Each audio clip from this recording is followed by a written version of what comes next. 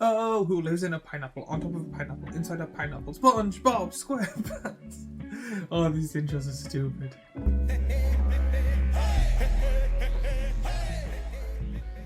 Hey, I'm Kojo CJ, and in this video we will be going over the 3 SpongeBob secret layers, telling you what's inside, giving my thoughts and opinions on the cards individually, and then seeing if any of these secret layers are worth buying, or is the secret layer worth buying as a whole. So if you're interested in this and just need a little extra push to see if it is good or bad, this video is perfect for you. But before I go any further, a word from our sponsor, which is me and my small little Etsy shop, where I make t-shirts and hoodies in multiple sizes with multiple colours and designs for you to enjoy. So if you like me and what I do and want to help out this channel, please help out this channel by buying yourself something nice, but mainly liking and subscribing and watching more of my videos. It really does help. I've been trying to get the watch time for like a while to get monetized, so I would really like to be monetized at some point. So if you've lived under a rock like Patrick, they have made a secret layer dedicated to the memes of SpongeBob. Now again, in my opinion, straight out the bat, this isn't perfect. There is actually one card that I actually think would have been really good, but if you've seen none of the cards, we'll go over them now. So the first one we'll be going over is called Internet Sensation. In this, you get 6 cards, a choice of foil and non-foil. As of recording this, there hasn't been a price, but they're usually 35 to 45 euro. Now with all the happenings on the world, that price may possibly go up, or maybe your income is going down, so it'll be harder to buy. But if you don't know any of the cards, you get cards in this just like Counterspell. For 2 blue, it is an instant that is a rare counter target spell. So straight off the bat, this is a funny looking picture of SpongeBob, and a cool thing about this is that I've actually seen this online by another creator. These are actually redrawn. These are not just screenshots of the show. They actually got a well-known and very good artist to redraw these cards. So that is a good benefit to put in mind when it comes to is this worth it. 2, a counter spell that is the most known and more powerful counter spell is a really good card for a secret layer. And 3, the artwork is funny of SpongeBob and kind of suits it well. However, this is the card that I would have personally preferred if it was SpongeBob sitting there going, I lost something once, and it being this card. Now, this wasn't my idea, this was a friend, so I stole it on them. The second card in this secret layer is called Days. For 1 and a blue, you get an instant that is a rare. You may return an island you control to its owner's hand rather than pay the spell's mana cost. Counter target spell unless its controller pays 1. So this is more of a early game counter spell in my opinion, where people are using all their mana and don't really have any spare mana to be able to counter the spell.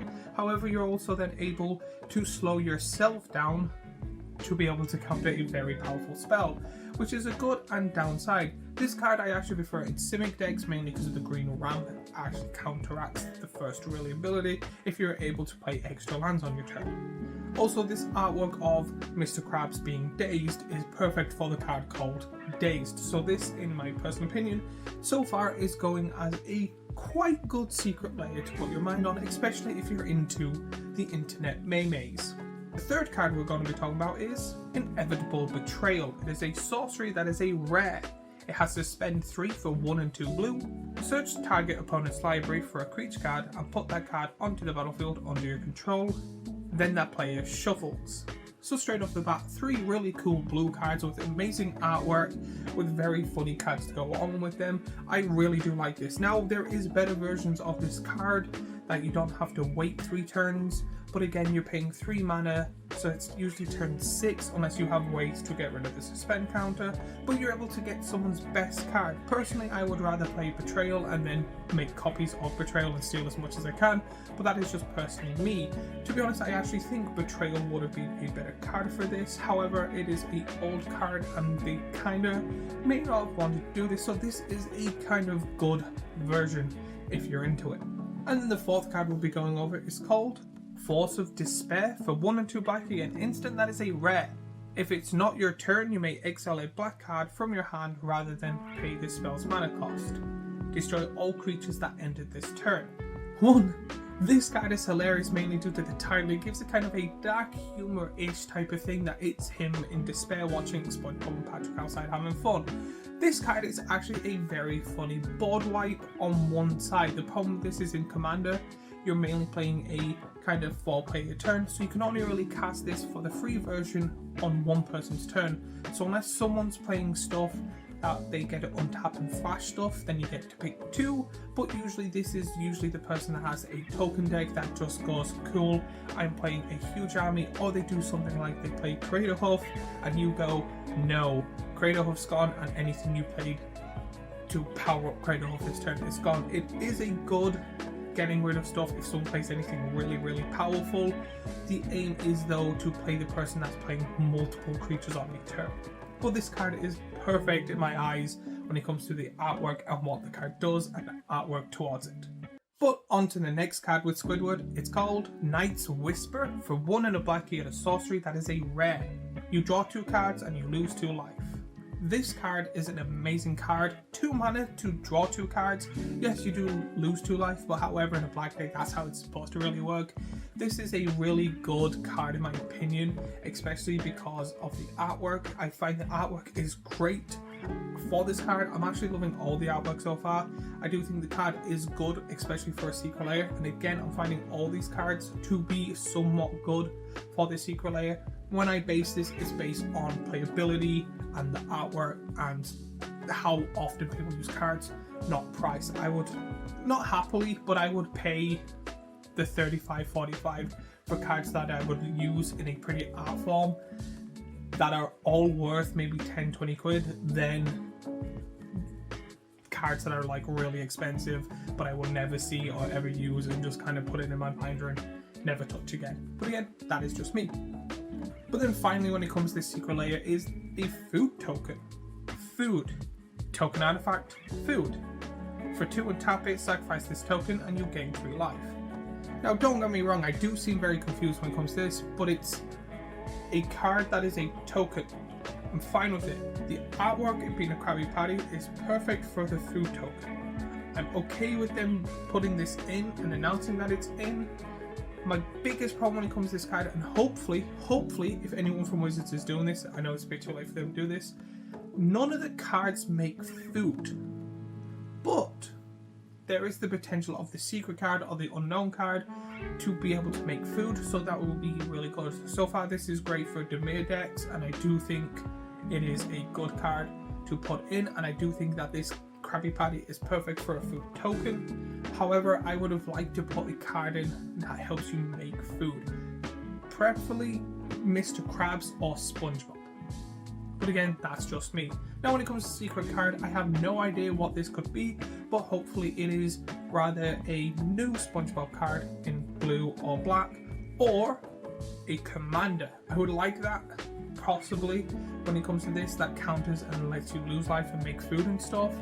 But my biggest worry is that it's going to be a card that's retro and no one cares about, or it's going to be a green big elf extra border card that everyone has plenty of. Like, they're not, the special cards or secret cards, in my opinion, used to be a lot better, and now they're not. But now let's go on to secret layer number 2.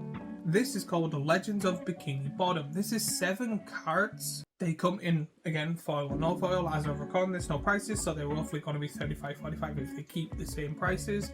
And this is just the classic, most known characters being other characters. Now, before I start this off, I will be showing the SpongeBob version and the original card, because some of these cards I did not know off the top of my head, and not every person that watches these type of videos knows every single card Magic's ever created, so I try and show off both versions.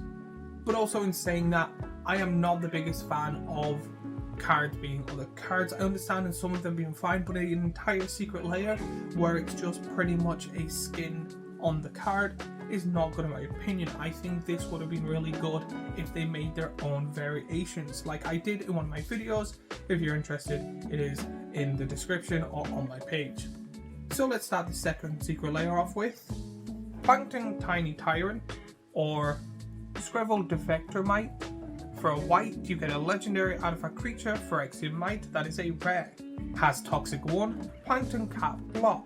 For a Phyrexian Might and tap it, choose a colour. Another target creature you control gains Toxic 1 and Hexproof from that colour until end of turn. It can't be blocked by creatures of that colour this turn, and is a 1/1. So originally I loved this card, the original version, but I did say it would be good as a green-white card, and I still think that to this day. I do think it is a good commander, especially for a 1-cost commander that has Toxic itself. Building a pure white deck though that makes things protecting and unblockable is more difficult. I would also be fine with this being white-blue as well. The ability is really good. You're more focusing on other creatures in your deck, so this is good for big, powerful, like white creatures to make them unblockable and do the toxic, or maybe proliferate the toxic counters as well. I do think it is a good commander, but it's hard to build being pure white. Now when it comes to Plankton art, I love it. Again, I used to be a big fan of SpongeBob. I don't watch SpongeBob anymore, but I'm still happy to see the show going and people still enjoying it, so I have no kind of hatred towards the SpongeBob stuff. I do think Plankton in this is absolutely hilarious, and I do think the card suits him well, again being a mite and him being a small little bit of plankton, him being toxic and the card getting toxic, him being unblockable or making himself unblockable because he's a small little boy that can be not hit or dodged. So I do think this is a good card based on the character itself. But next we have money. Money! Mr. Krabs Penny Pincher, or Carrick's the Raging Isle. For 2 and 2 blue, you get a legendary creature, Leviathan Crab, that is a rare. Spells your opponents cast that target Mr. Krabs cost 2 more to cast. For 3, Mr. Krabs gets +X/+X until end of turn, where X is the number of islands you control, and is a 0/17. So I'm pretty sure that, like, I could be wrong here, it has Ward 3, just before Ward existed. Plus, 3 mana to make this a big creature is really good. I do think, again, it is a okay commander. Pure blue, play a bunch of lands, tap 3, attack with a X 13. It is a great blocker. However, I think it is better in the 99 personally. I do think it is a okay card for Mr. Krabs. I cannot think of a card better from the top of my head, but I might make a video if you are interested in cards I would have rather picked to be these cards. So if you're interested in that video, let me know in the comments down below and I'll try my best to make it. I think the artwork is good for Mr. Krabs, but from even to the top of my head, there is more powerful or more well-known scenes stuck into it. It just kind of seems to be the Plankton version of Mr. Krabs when it comes to the artwork, where SpongeBob's been going on for years, so they could have picked so many different random scenes for it, but I do kind of like this as a card overall. But thirdly, we are on to Squidward Sarcastic Snob, or Graphics Ilhite Scholar. Sorry if I butchered that. For 1 and 2 blue, you get a legendary creature horror that is a rare. Whenever a creature you control becomes blocked, you may return it to its owner's hand. Whenever 1 or more creatures you control deal combat damage to a player, draw a card, and is a 3/2. So when it comes to this card, I've seen the normal art, as now so have you, and it's the one from the D&D set Baldur's Gate. So again, I can see the comparison when it comes to the artwork, tentacle head, Squidward being a tentacle squid person. So I do see the somewhat similarities. Personally, I think the ability itself does not suit Squidward well. I do like the artwork of him looking down and the camera pointing up at him. I do like that angle. I do think the artwork and the card itself is quite okay. Again, I think the card picked for Squidward could have been a little bit better, but again, that's just me. But next we are on to Gary the Snail, or Toxrill the Corrosive. For 5 and 2 black, you get a legendary creature Slug Horror that is a mythic. At the beginning of your end step, put a slime counter on each creature you don't control. Creatures you don't control get -1/-1 for each slime counter on them. Whenever a creature you don't control with a slime counter on it dies, create a 1/1 black slug creature token. For blue and black, sacrifice a slug, draw a card, and is 7/7. I love this card. This is... Ooh. So, if you don't know, Toxrill is a very powerful commander that a lot of people don't like. The biggest downside is the mana cost. Toxrill costs a lot. However, in a 4-player game, Toxrill does damage. Toxrill is known to be a very annoying commander. And I have a Toxrill deck, and I do have, like, I've played it. People do get annoyed when it comes to Toxrill. Now, in saying that, I do think buying this, switching Toxrill to play Gary, is that little bit more annoying, because Toxrill is a giant horror slug and you're like, okay, playing Gary and then pissing people off seems to be that little bit more annoying. And to be honest, this has made it that I might actually get this secret layer solely due to the Gary itself. I love this card. I love my Toxtrol Commander deck. It is an annoying commander and I rarely play, and I do let people know, but I do find that playing it now with Gary, especially in the artwork, makes it 10 times funnier in my personal opinion. So I do think this is kind of not the perfect card, but it is very up there for a really good Secret Lair. But next we're on to Sandy Cheeks Marital Astronaut, or Toxtrol Bearer of Secrets. For 3 and a green you get a legendary creature squirrel that is a mythic. This spell can't be countered, is indestructible. Sandy Cheeks attacks each combat if able. Whenever a creature you control deals combat damage to a player, draw a card, and is a 1/1. So personally, reading this card, I actually do like it. Again, they probably just went squirrel, look up all the squirrel cards and pick the one closest or best to it. I do think because the martial arts and attacking and always winning, great card for the kind of story base of Sandy. Personally, not gonna lie, this is probably a very niche thing. I would have loved if they'd done a werewolf version of Sandy where it shows her and then that big massive hairball version of her would have been absolutely hilarious. But again, they're trying to make it that a wider audience. That's only 1 episode I think, so again, it makes sense. I do think the card selection is perfect for Sandy herself, especially the story wise. I was thinking like Chatterfang, but then it won't make sense with all the scroll making token doublings and stuff like that, so I do think it does make sense for Sandy. Now we're on to Patrick Star, or Beartooth Warbeard.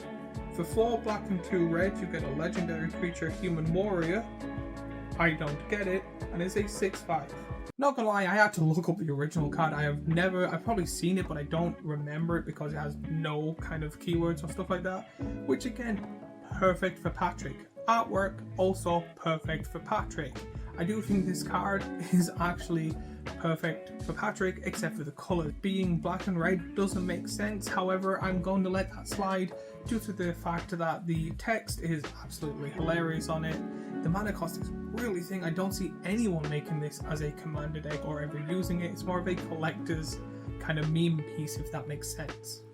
And then finally onto this second Secret Lair, we have SpongeBob SquarePants, or Joda the Unifier. For Wooburg, you get a legendary creature human wizard that is a mythic. Legendary creatures you control get +X/+X, where X is the number of legendary creatures you control. Whenever you cast a legendary creature spell from your hand, exile cards from the top of your library until you exile a legendary non-land card with less mana value. You may cast that card without paying its mana cost. Put the rest of the cards in the bottom of your library in a random order, and it's a 5/5. What are people doing with the Secret Lair? This is, in my personal opinion, the second perfect card when it comes to the Secret Lair. Again, I wanted it for the Gary Toxtrol. I definitely want this. I have a Joda deck, which is originally my Golos deck, but Golos is banned, and then I changed it to this Joda deck. Not much things changed. I mainly focused on legendary matters in both decks, but there is a few changes I added in, like Cascade and stuff. I do have both decks on my Mox field if you are interested, or if you want to see me do a deck tech, let me know in the comments down below. This makes sense for SpongeBob. The whole show is based around him, so him being the unifier and getting all his friends to be around and stuff makes perfect sense. I have this as a commander. I would love to switch this out, mainly because this artwork with the kind of rainbow coming out of his hands makes me super happy. When this deck is beating you down, makes it even more funnier than the original card. So personally, I think I'm actually going to try and get my hands on this. So, and if I do, I will do an unboxing video and give my thoughts and opinions on the whole thing there. But this card is an absolutely beast as well. You're able to legendary cascade into other creatures, powering up other creatures. There are so many good cards that go along with this. Then put any card you want in it.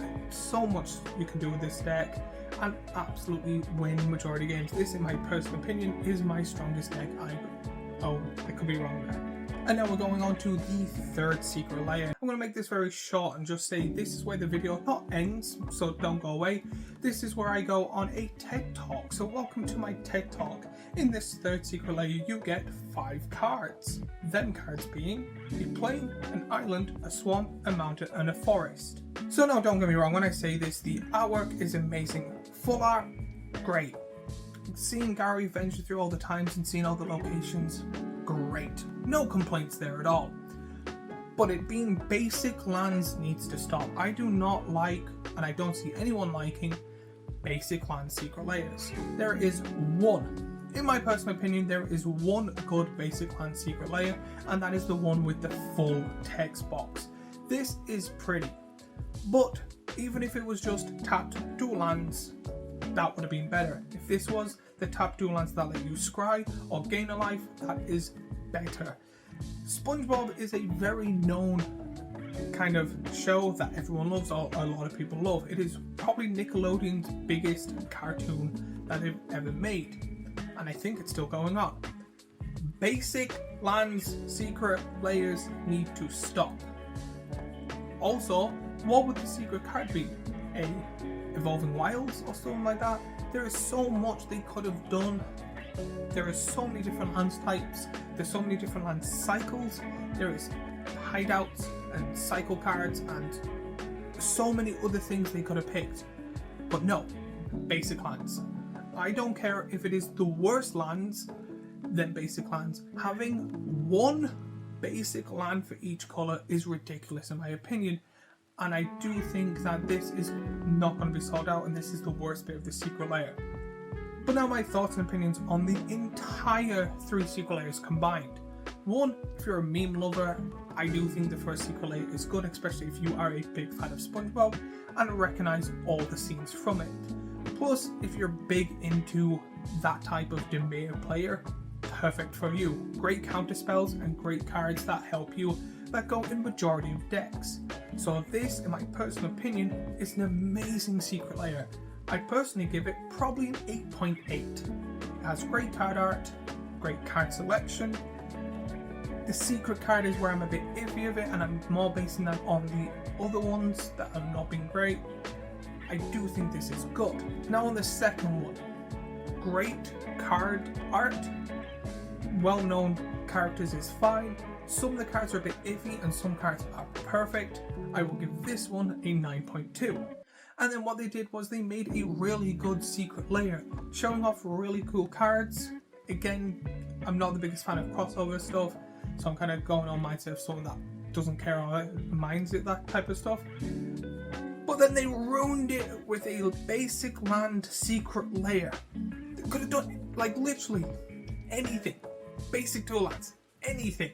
But no, this I'm not even going to base. Pretty much if from now on, if anyone sees any of my videos, if there is a basic land secret layer, unless I say otherwise, it's a 0. Stop making them. No one likes them. Hasbro, Wizards, whoever, stop. Now overall, I think personally I'm going to separate this. I think an 8.5, no, I think overall a 9 is perfect for the first 2, and then a 0 staying 0. So I'm kind of not counting it, but I have to for the video. So as always, I would love to hear your thoughts and opinions on this secret layer in the comments down below. While you're there, remember to like and subscribe and watch more of my videos. I would love to be monetized. It is a good chunk there. I think I've got like 1,200 more views to go. But again, I appreciate all the help I've gotten. I'm nearly close to 2,000 subscribers, and I'm also nearly on my way to make a surprise event coming up. Hopefully I make it by the time we're at the 2K subscribers. But as always, if you like this video, I have last week's video here, a playlist of all the Magic the Gathering Is It Worth It stuff I make here, and a subscribe button here, and I will see you all in the next video.